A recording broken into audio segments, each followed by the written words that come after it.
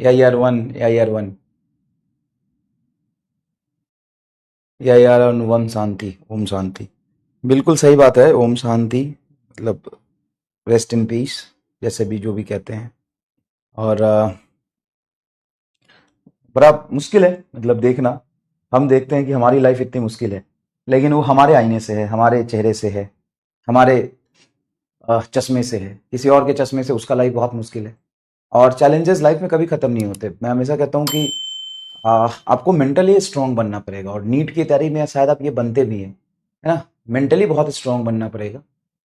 आपकी उम्र बहुत कम है, और इस उम्र के अकॉर्डिंग जितना आप सोचते हैं, आप देखिएगा कि जैसे जैसे आप आगे बढ़ते जाएंगे, 2 साल बाद, 4 साल बाद, लाइफ में 6 साल बाद या 10 साल बाद कहीं आप होंगे, 12 साल, 15 साल बाद होंगे, आपकी सोच बदलती जाती है, बदलती जाती है, बदलती जाती है। लाइफ में अलग अलग चैलेंजेस आते जाते हैं।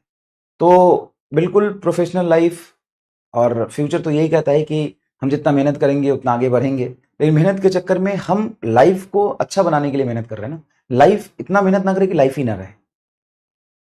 और इन दो बातों से बच्चा बड़ा कंफ्यूज होता है, क्योंकि बहुत थिन लाइन डिफरेंस है, बहुत थिन लाइन डिफरेंस है। जब हम आपको कहते हैं कि बहुत मेहनत करना है, दिन रात मेहनत करना है, जान लगा देना है, इसका मतलब ये होता है कि कंपटीशन है, हमें बच्चों से आगे निकलना तो मेहनत करना पड़ेगा, पढ़ाई करनी पड़ेगी, अपना काम ईमानदारी से करना पड़ेगा, टाइम वेस्ट नहीं करना पड़ेगा।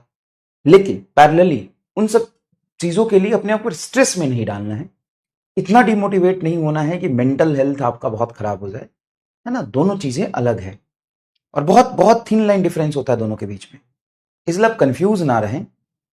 आपका जो लाइफ है वो सबसे ज्यादा ब्यूटीफुल है, जिसको आप अच्छा बनाने के लिए मेहनत कर रहे हैं उसको तो बना के रखिए। और आपसे ज्यादा, आपके लाइफ से भी ज्यादा इंपॉर्टेंट है आपके पेरेंट्स, जिन्होंने ये लाइफ दिया है।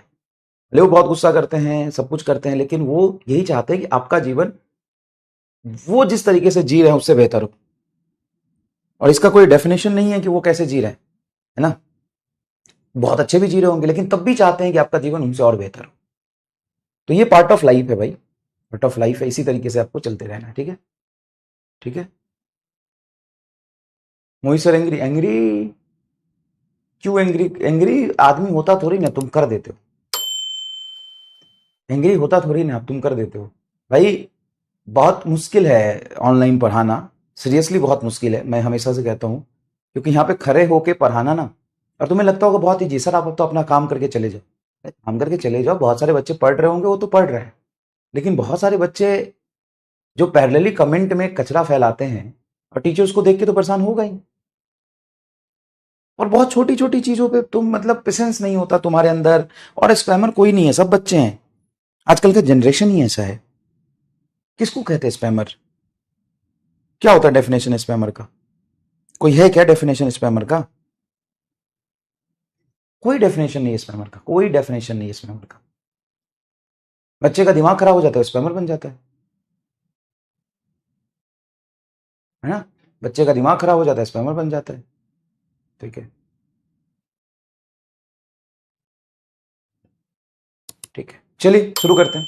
और पढ़ाई लिखाई कर लो भाई, पढ़ाई लिखाई कर लो। आज 2 साल बाद अपने आप समझ में आ जाएगा। आज तुम ड्रॉपर क्यों हो ये याद कर लो, चाहे कोई भी हो, स्पैमर हो या तुम बच्चे हो, चाहे जो भी हो। आज तुम ड्रॉपर क्यों हो? क्योंकि 11th 12th में सीरियस नहीं थे। और आज ऐसी जैसी तुम्हारी स्थिति अगर ऐसे रहे, तो 4 साल बाद ना तुम्हें दोबारा मौका भी नहीं मिलेगा। अभी तो मिल भी गया है, और तुम्हें ये नहीं समझ में आ रहा है। तुम्हें बहुत सारे बच्चों का माइंडसेट होता है कि सर क्या हुआ, हम तो फ्रेशर हैं सर, अभी तुम्हारा 12th हुआ है, अब हम फ्रेशर अब नीट कर रहे हैं। बेटा 60-70% बच्चे कॉलेज में वो जाते हैं जो 12th के साथ जाते हैं। आप फेलियर हो, 1 साल पीछे हो, नीट की तैयारी करने नहीं आए हो, गधे हो। नीट की तैयारी कर, सर वो तो हम फ्रेशर हैं, सर हम तो देवे नहीं किए थे पेपर। अबे तो तू 4 साल बाद आके बोलेगा हम तो देवे नहीं किए थे पेपर, हम तो फ्रेशर हैं। अबे डैश बुढ़ा है तू, 1 साल जीवन का खराब कर लिया तूने।